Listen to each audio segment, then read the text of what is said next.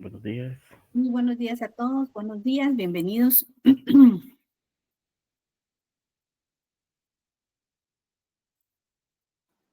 Gracias, licenciada. Buenos días. Muy Buenos días, licenciada. buenos días.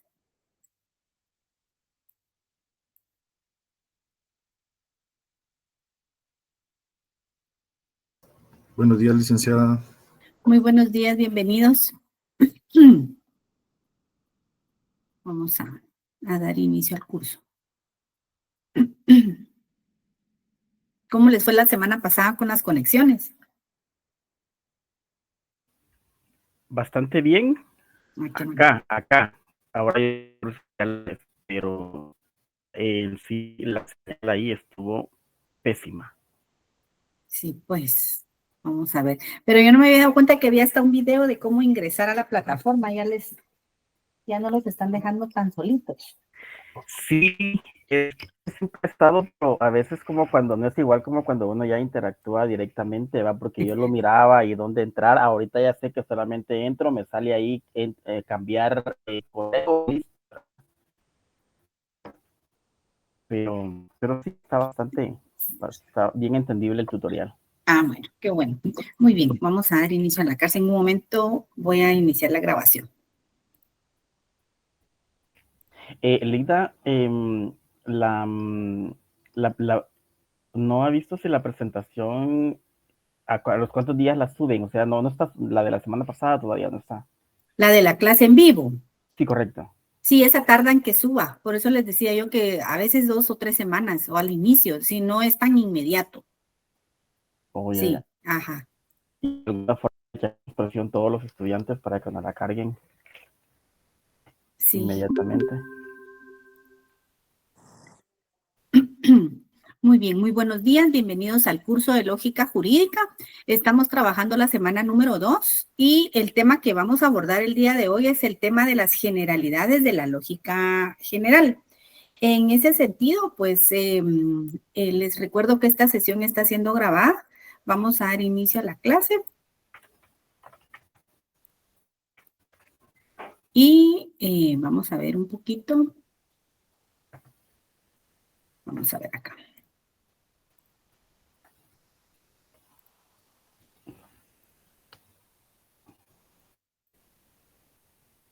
Objetivo de la clase. Que el estudiante de la Universidad Rural de Guatemala adquiera los conocimientos esenciales de las generalidades sobre la lógica, el objeto y su importancia. Entonces, como bien sabemos, pues el tema de este curso es el análisis, la comprensión de lo que significa la lógica y de lo que la lógica sirve o la utilizamos dentro del ámbito jurídico. Entonces, para entender la lógica jurídica, tenemos que comprender todo lo relacionado a las generalidades de la lógica. Y pues podemos nosotros de esa cuenta obtener lo mejor o lo que se puede de la lógica, y vamos a ver en qué nos sirve a nosotros en la parte jurídica. Pero en esta clase vamos a ver las generalidades de la lógica. El término de lógica viene del griego, logos, o la palabra, que significa proposición o razón. Puede estimarse inicialmente como la disciplina que trata de los principios válidos del razonamiento y la argumentación. Entonces, cuando nosotros hablamos un poquito acerca del razonamiento, es ese proceso mental que nosotros tenemos en donde le damos forma a la información que tenemos. Y de esa cuenta nosotros podemos entrar al correcto razonamiento, pero cuando nosotros hablamos del correcto razonamiento, nosotros estamos hablando que la argumentación es esa parte de dar las razones a favor o en contra de algún hecho. Entonces, cuando nosotros entramos a un razonamiento, se enfatiza un argumento que se encuentra como bien fundamentado. Entonces, cuando nosotros sabemos que nuestra argumentación está bien fundamentada. Esto se da en el momento en que es capaz de resistir una crítica. Entonces, cuando nosotros entramos a una discusión en cualquier ámbito, puede ser en un ámbito coloquial o en un ámbito jurídico, la discusión versa sobre argumentos y esos argumentos podemos nosotros ganar la discusión sí y solo si nuestra argumentación es sólida, ¿verdad? Entonces, recordemos que esa argumentación es el quehacer del jurista, es decir, siempre en el quehacer del derecho, como abogado, siempre tenemos esa parte de argumentar los casos o los procesos que nos lleguen a nosotros. Y de esa cuenta, pues nosotros podemos considerar que un caso o un proceso podemos o tenemos una capacidad alta o un porcentaje alto de ganarlo, porque nosotros hemos analizado el proceso y argumentamos al respecto, pero consideramos que los argumentos o nuestro pensamiento, lo que nosotros estamos para decir, sí tiene un soporte. Sabemos que la argumentación siempre va a ser atacada, pero allí es donde nosotros podemos considerar que nuestra argumentación es sólida, porque consideramos que es capaz de soportar críticas, soportar, ¿me entienden? Es decir, la argumentación, los alegatos no solamente es decir lo que se piensa o cómo salvar el momento, no. En los alegatos lo que se exponen son argumentaciones. Entonces, muchas veces actualmente, pues el derecho, el ejercicio del derecho se está desnaturalizando, porque muchos creen que argumentar es gritar, es alzar la voz, es demostrar quién tiene la palabra, y en realidad no. La argumentación es el arte del buen pensar, el arte de desarrollar un pensamiento y llevarlo, ¿sí? De tal manera que el tercero que está escuchando nuestros argumentos, pues sí lo convenzamos.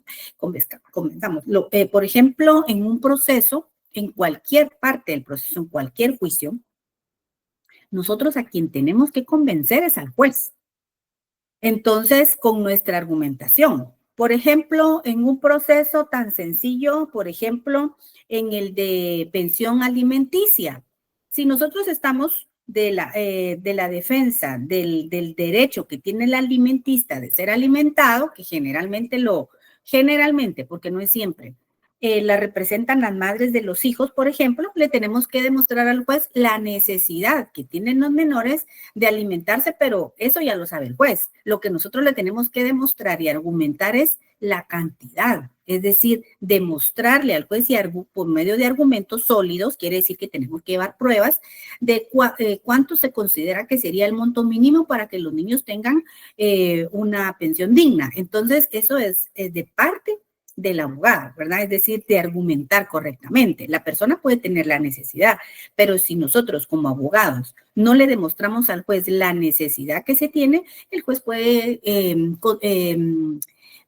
designar una cantidad que no sea justa o que no esté al alcance para la manutención de los niños. Contrario, si estamos, por ejemplo, en la asesoría del que tiene la obligación y entonces dice, mire, licenciada, me están pidiendo, por decirles una cantidad, no sé si es mucho o poco para alimentar, no lo sé, por decirles 3,000 quetzales. Mire, me estaban pidiendo 3,000 quetzales por cada niño, son 3 niños, son 9,000 quetzales, si se da cuenta, es casi un salario mínimo, yo no gano ni el salario mínimo, entonces está desnaturalizada esa cantidad, ¿verdad? Entonces, lo que tiene que hacer el abogado en defensa de esta parte, digamos, es hacerle entender al juez, ¿verdad? Que las posibilidades económicas del que tiene la obligación de alimentar no están para el alcance, ¿verdad? Por supuesto que sí quisiera darles esa cantidad a sus hijos, pero materialmente es imposible.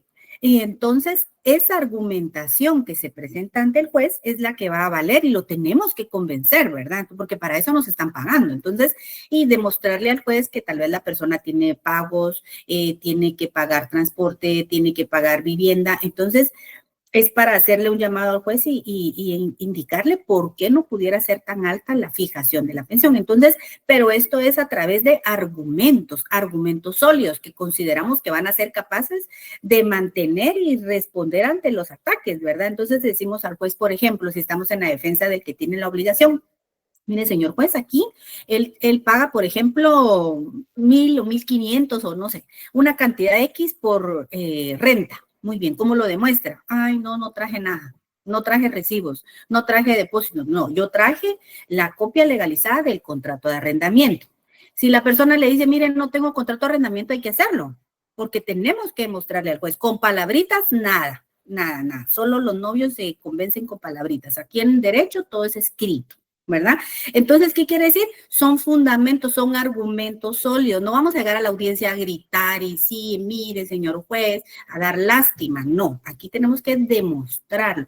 Entonces, eso es lo que sucede muchas veces en los procesos, que actualmente el derecho se está desnaturalizando. Entonces, creen que por ir a gritar o hablar bonito van a convencer a juez. Nosotros en argumentación, eso es lo que tenemos. Y en todas las áreas del derecho. En el único derecho que no se aceptan argumentaciones es en el derecho tributario, porque en el derecho tributario, si la SAT nos está solicitando que demostremos los pagos únicamente con los recibos, que se encuentren debidamente acreditados con la caja fiscal. Si no, es un delito, ¿verdad? Porque pudiera ser una falsificación de la caja fiscal. Entonces, hay excepciones, por ejemplo, en el derecho tributario, que muchos son auditores, saben que para argumentar a la SAT únicamente con los recibos pagados, ¿verdad? No se permiten medios de prueba, testigos, ¿verdad? Yo doy fe de que fui al banco y pagué este impuesto, no. Entonces, tenemos que irnos a la naturaleza del derecho, ¿verdad? Entonces, si nos damos cuenta, la lógica nos abre a nosotros el campo de la argumentación y del buen pensar para poder implementar en nuestro quehacer del abogado, ¿verdad? Entonces, la lógica se considera una ciencia formal, que es parte de la filosofía, así como también las matemáticas, que ellos se encargan de estudiar principios de la demostración, el estudio de las paradojas, de las falacias, de las demostraciones y de la noción de la verdad. Entonces, hay una pregunta y dice, ¿cuál es el pensamiento correcto y cómo podemos diferenciar entre el argumento válido y la falacia? Entonces, la lógica propone distintas maneras de clasificar enunciados y argumentos, tanto si se dan en un sistema formal como, por ejemplo, en un lenguaje natural. Se analizan esas proposiciones. ¿Y cuáles son las proposiciones? Son las oraciones declarativas, que pueden ser verdaderas o pueden ser falsas. Así como las falacias. Hay falacias que nos pueden confundir porque podemos considerar que son ciertas, o las paradojas, o los argumentos que involucran causalidad y en general la teoría de la argumentación. Entonces, en términos generales, se considera como un sistema lógico y estos deben cumplir 3 criterios principales: la consistencia, la solidez y la completud. En la consistencia no hay contradicción entre los teoremas que componen el sistema. La solidez, los sistemas de prueba no incluyen falsas inferencias. Y en la completud, todas las oraciones verdaderas deben poder probarse. Vamos a ir desarrollando esta parte a lo largo del curso y vamos a ir viendo, por ejemplo, ejemplos de falacias que nos inducen a error. Los orígenes de la lógica se remontan a la Edad Antigua, por lo que se considera una rama de la filosofía, al tiempo de oro de la Grecia clásica y el filósofo griego Aristóteles, que a él es el que se considera actualmente como el padre de la filosofía, porque fue el primero en utilizar la noción y darle la entidad que guarda hasta nuestros días. El estudio de los argumentos como manifestaciones de la verdad en la ciencia.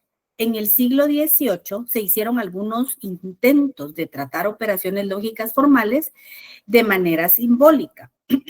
Y como ello, tenemos el resultado del filósofo matemático Leibniz y Lambert, y que en ese momento dice la historia que sus estudios permanecieron desconocidos, ¿verdad? Hasta que llega un momento y donde se desarrolla lo que ellos habían iniciado.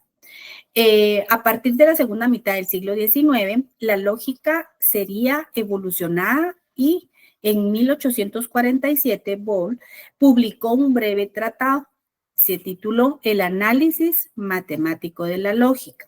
En 1854, otros más importantes títulos, Las leyes del pensamiento, y la idea de Boole fue construir a la lógica como el cálculo de los valores de la verdad, y estos los representamos todavía actualmente en algunos análisis como la falsedad o la verdad. Entonces también se utilizan en aplicaciones matemáticas, ¿verdad? En distintas operaciones. Cuando hablamos de la lógica, existen 4 clases de lógica, 4 ramas fundamentales, y de esta tenemos la lógica matemática, la lógica formal, la lógica informal y la lógica simbólica. De esta vamos a ver cada una de ellas. Vamos a ver la lógica formal. También es conocida como lógica tradicional, y esta se trata del estudio de las inferencias con un contenido puramente formal y explícito. Se trata de analizar los enunciados formales, lógicos o matemáticos, cuyo significado no es intrínseco, sino que sus símbolos tienen un sentido para la aplicación. También es un sistema formal el que se utiliza para extraer una conclusión de una de sus premisas. Estas últimas pueden ser axiomas, proposiciones evidentes por sí mismas, o teoremas que son conclusiones de un conjunto fijo de reglas o inferencias y axiomas. Cuando nosotros entremos a trabajar el ejercicio de la lógica formal en cuanto a las proposiciones, y para esto llegamos a una conclusión, vamos a entender el sentido de la lógica jurídica cuando en los juzgados, ¿verdad? En los tribunales de justicia, se utiliza mucho este ejercicio de las premisas y de la conclusión, aunque pues definitivamente en la práctica no lo denominan de tal manera, pero es el ejercicio mental que hace un juez, ¿verdad?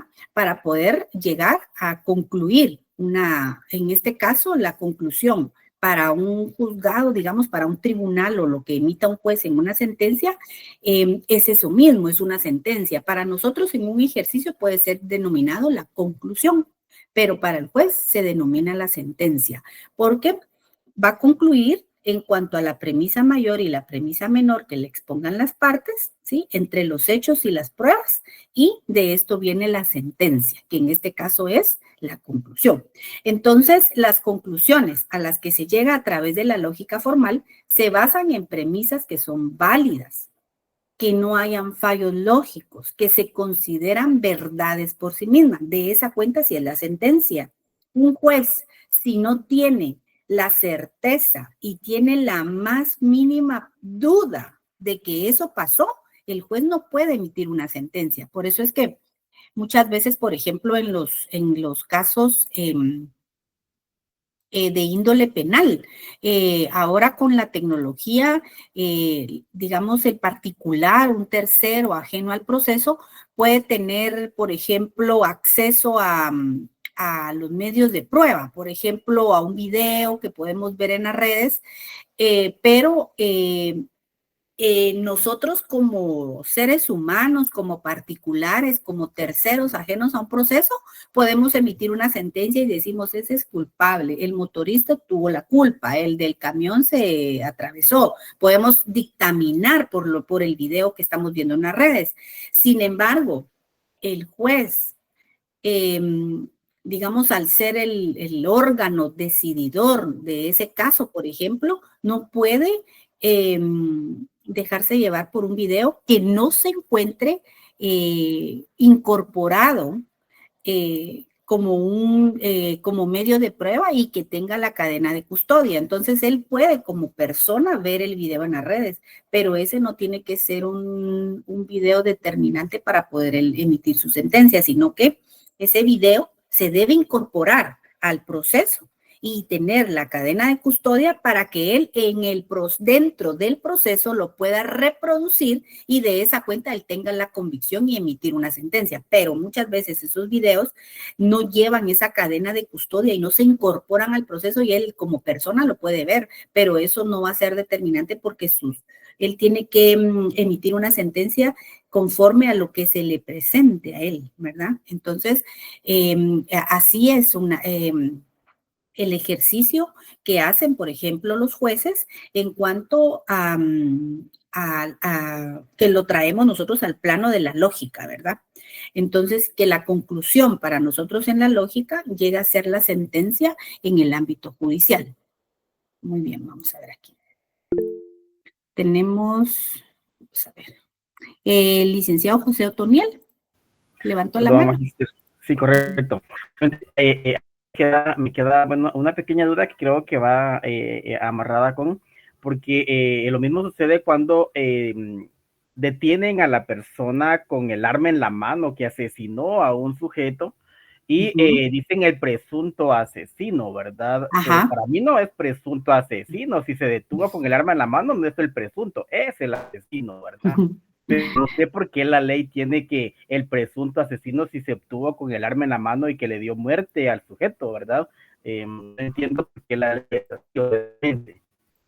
Sí, existe el principio de presunción de inocencia, ¿verdad? Exacto, como no podemos, el único que puede declarar culpable a una persona es el juez, el único, hasta que no exista una sentencia debidamente ejecutoriada y entonces ya exista, ya le cambia la calidad al sindicado o al detenido. Entonces ahí sí ya es el sentenciado. En derecho penal ustedes van a ver los distintos nombres que se utilizan en el derecho penal según la etapa del proceso, ¿verdad? Por ejemplo, el aprendido quiere decir que lo acaban de detener, el detenido, el aprendido, el sindicado es cuando ya lo van a llevar al juez, ¿verdad? Entonces quiere decir que ya hay una captura y ya lo van a presentar al juez, el sindicado. Entonces ya cuando ya le dan, sí que el juez considera que existen elementos suficientes de la participación del delito y lo liga a proceso, entonces ese ya es el procesado. Cuando lo sentencian, el sentenciado, ¿verdad? Cuando la sentencia está ejecutoriada, se denomina el ejecutado.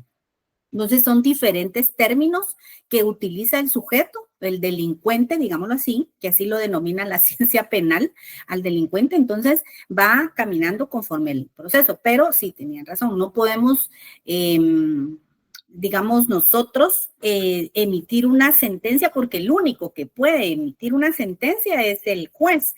Y es por eso que yo le decía que nosotros cuando vemos un video como particulares sentenciamos, no, este fue el culpable. Decimos ya, nosotros tenemos una decisión quién fue el culpable. Por ejemplo, en las redes, cuando publican un accidente de tránsito, entonces la gente, no, es que el camión se cruzó y la gente ya hace ahí de perito, ¿verdad? Y determina quién tiene la culpabilidad.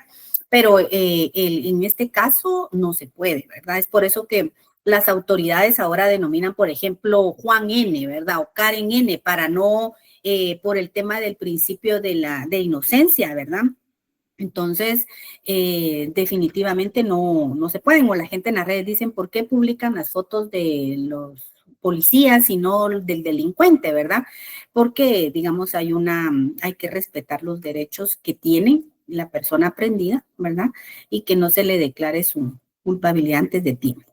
Entonces es por eso, ¿verdad? Y sí, esa pregunta siempre se lanza, ¿verdad? En los medios, ¿por qué dicen que es presunto si estamos viendo que lo mató, por ejemplo, ¿verdad? Pero eso le corresponde al juez. Muy bien, vamos a ver. Vamos a ver la lógica informal.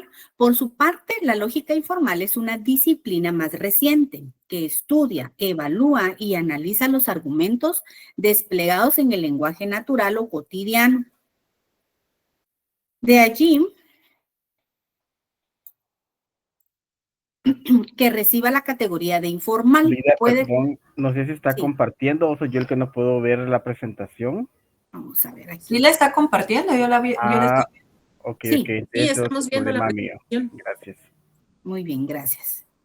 Entonces, de aquí que reciba la categoría de informal, puede tratarse tanto del lenguaje hablado como escrito, o bien cualquier tipo de mecanismo o interacción utilizada para comunicar algo. A diferencia de la lógica formal, por ejemplo, aplicaría para el estudio y desarrollo de los lenguajes informáticos. El lenguaje informal puede analizarse desde los razonamientos desde los razonamientos y argumentos personales hasta los debates políticos, los argumentos legales o las premisas difundidas por los medios de comunicación, como el periódico, la televisión, el internet, etc. Entonces, prácticamente la lógica informal, por eso se llama informal, porque puede tratarse de cualquier tipo de interacción cuando queremos comunicar algo. Por ejemplo, cuando estamos nosotros escuchando una conversación de cualquier ámbito, puede ser laboral, entre amigos, entre colegas, y las personas hacen, por ejemplo, cuentan una historia y dicen, dentro de estos 4 personajes, el personaje 1, él sí es correcto. Entonces, cuando solo al escuchar eso, al analizar esa expresión, decimos, si él considera, si él dice, hace la excepción y dice, él sí es correcto, quiere decir que él tal vez tiene antecedentes, que los otros 3 han actuado de una manera incorrecta. Entonces, a veces solo necesitamos escuchar al interlocutor porque puede darnos más información de lo que considera que nos está dando, ¿verdad? Entonces, ¿qué sabe él como para decir es que de los 4 únicos que están, el único que es correcto es X, ¿verdad? Entonces, quiere decir que en el análisis podemos llegar a pensar que él tal vez conoce aspectos con solidez que le dan a él entender de que esas 3 personas extras no han hecho algún acto que se considere no correcto, ¿verdad? Entonces, muchas veces en la lógica informal solo necesitamos escuchar nuestro entorno para que, y podamos darnos cuenta que las personas nos dan más información de la que les pedimos, ¿verdad? Entonces, nosotros como abogados, ustedes como futuros juristas, tienen que tener mucho cuidado. Por eso en muchas, por ejemplo, audiencias o se les dice, se les encarga a las personas que van a declarar, no diga más de lo que le están preguntando, no conteste más de lo que le piden, ¿verdad? Entonces, es decir, usted va a alguna entrevista o algo así, usted solo va a contestar, limítese a contestar lo que le están preguntando, ¿verdad? Entonces, sino que las personas tenemos esa costumbre de decir, es que fíjese que, no, se están preguntando, ¿es contador público auditor, sí o no? Es que fíjese que yo ya cerré, pero no sé, que no, la respuesta es no, si no tiene el título, no. Ya está colegiado, es que fíjese que yo ya me gradué, ya tengo los títulos, pero no he podido colegiarme, no, la respuesta es no, está colegiado, no. Y eso es lo que a nosotros de cierta manera, en algún momento, esa parte donde las personas hablan más de lo que deben nos puede servir para obtener más información, sin que ellos se den cuenta. Entonces, la lógica formal es esa parte donde nosotros podemos darnos cuenta y analizar las conversaciones coloquiales, ¿verdad? Sin ser formales, pero que de alguna manera en esa interacción nosotros estamos recibiendo información. ¿Por qué? Porque nosotros utilizamos el método del razonamiento y de los argumentos para poder obtener más información o que nosotros nos demos más información, nos limitemos, ¿verdad? Muy bien. Por ejemplo, en la lógica informal se pueden dar los tipos de falacias. Existen tipos de falacias, por ejemplo, la falacia ad veracundia, que esta es una explicación que defiende la teoría debido a que ha sido dada por algún personaje famoso en el tema. Pero lo que significa es que por ser famoso no precisamente tenga la verdad absoluta. Por ejemplo, los filósofos de la antigüedad clásica afirman que la Tierra está quieta. Eso lo afirmaban y estudios han determinado que eso no es así. O por ejemplo, la falacia ad hominem. Se intenta rebatir una afirmación o una negación debido a que se está en contra de la persona. Tú no eres mi amigo, así que debes estar mintiéndome. Es decir, intentamos rebatir una afirmación, ¿sí? En contra de una persona. Falacia ad populum. Se llega a una conclusión apelando a los sentimientos, emociones o prejuicios. Estoy en contra de los inmigrantes porque nos quitan el trabajo. Es decir, nuestro argumento va encaminado a, por ejemplo, a prejuicios. Por ejemplo, actualmente este tema es un tema muy sensible, ¿verdad?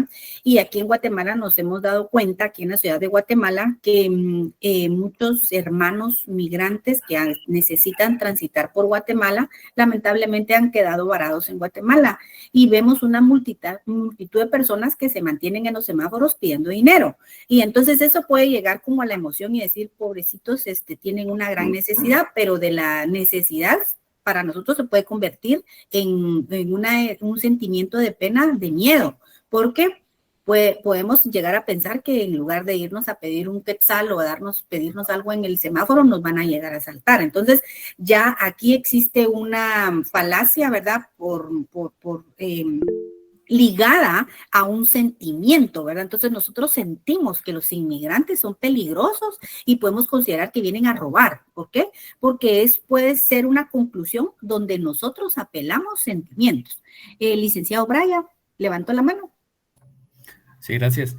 En este tema un poquito quisquilloso porque a modo de ejemplo, no solo los inmigrantes, sino incluso los nacionales, se han dado casos en que personas que viven en la calle y viven en residenciales, y así a mí me pasó en algún momento cuando era más joven, cuando tenía 18 años, en algún momento estudiaba la carrera, alguien me pidió, póngase un quetzal o dos en la calle y se los di, y en la esquina cuando regresé literalmente estaba cambiando con el tendero 500 quetzales el sencillo, pues, entonces dije, vale, gran, ni lo que gana alguien en el mínimo, pues, a manera de ejemplo únicamente, gracias. Sí, gracias. Sí, definitivamente, digamos, nos tendemos a confundirnos, ¿verdad? Es decir, somos movidos por emociones. Entonces decimos, pobrecito, ¿verdad? Estos se ganan más que muchos al día. Vamos a ver, falacia ad baculum o al garrote. Dice, se presiona a alguien mediante amenazas o acciones para aceptar un razonamiento. Si no haces eso, suspenderás. Falacia semántica, expresa una confusión de términos lingüísticos. Y aquí dice el ejemplo, si un gato se usa para levantar un coche, traeré mi mascota para que lo haga.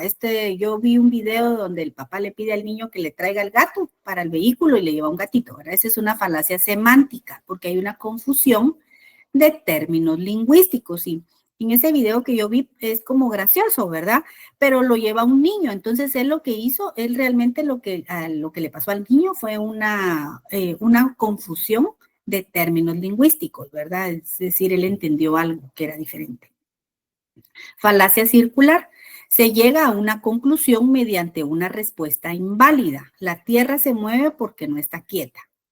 Generalización indebida. El razonamiento es incierto debido a su escasez de ejemplos o estudios. Todos los seres vivos que viven bajo el mar son peces, ¿verdad? O la falsa causa es una de las más notables y es que se corresponde a aquellas respuestas que no es emitida en forma coherente.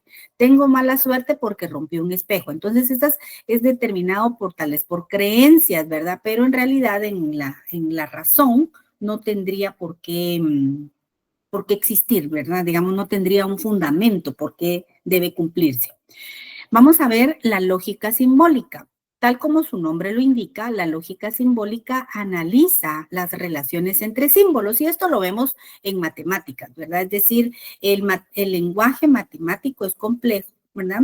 Y se utiliza para resolver en cuestionamientos matemáticos, ¿verdad? Y esto se divide en dos, lógica predictiva o de primer orden y proposicional. La lógica de primer orden se trata de un sistema formal compuesto por fórmulas y variables que son cuantificables y la lógica proposicional se trata de un sistema formal compuesto por proposiciones que son capaces de crear otras proposiciones a través de conectores llamados conectivas lógicas, que en este caso no hay variables cuantificables. La lógica matemática, dependiendo del autor, puede considerarse como un tipo de lógica formal. Se considera la matemática que incluye la aplicación de la lógica formal a las matemáticas.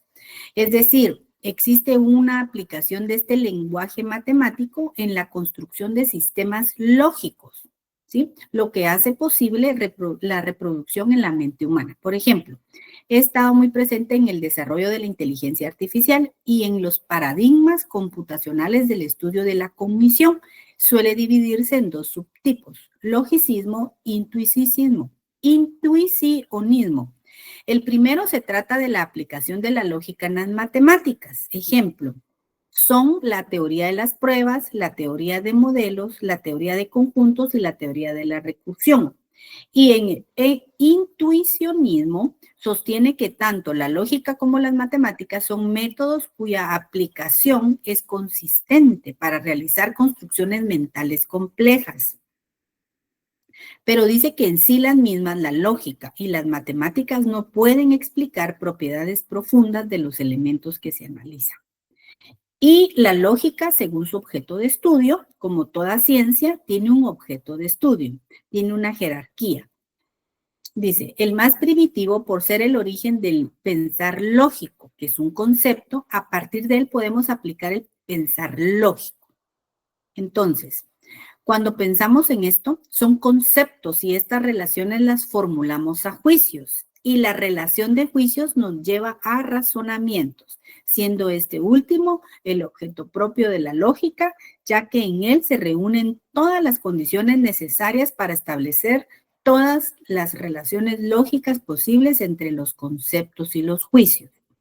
De esta forma se suele definir a la lógica en relación a su objeto de estudio como la ciencia que se ocupa de las relaciones entre premisas y conclusiones, así como esas condiciones o reglas que permiten pasar de un grupo o un conjunto de premisas y obtener acertadamente una conclusión. Entonces, para la lógica, pensar es derivar conclusiones a partir de premisas, de tal manera que la lógica se le ha dado en llamar ciencia de la evidencia, dado que solo le interesa el razonamiento o el argumento correcto. Entonces, tenemos a la lógica según su método de estudio. Toda actividad humana posee un método, es decir, una manera propia de estudiar su objeto de estudio. Como ya vimos anteriormente, el objeto de estudio de la lógica es el razonamiento. Y ya entendimos qué es el razonamiento. Mientras que su método es por una parte formal y otra que está orientada al razonamiento. Por ello, decimos que la lógica es la ciencia de las formas de pensar, de razonar o de argumentar. Es esa parte en donde se interesa por el origen del pensamiento. La lógica se define como ciencia formal, ya que estudia las formas y no los contenidos. Formas que se dirigen al razonamiento o a la argumentación. Entonces, por ejemplo, cuando nosotros argumentamos algo, y yo vuelvo a la argumentación, tenemos, por ejemplo, en un hacer cotidiano, ¿sí? Podemos darnos cuenta en una conversación de errores que pueden considerarse, podemos tener esa detección de errores fácticos, que son estos hechos que no son teóricos o imaginarios, sino que tendrían que materializarse de alguna manera. Y, por ejemplo, ¿en qué consiste esa plataforma fáctica? Esta la van a escuchar ustedes mucho en derecho penal, y esta consiste en que debe cumplir con 3 aspectos importantes. Debe existir un modo, un tiempo y un lugar.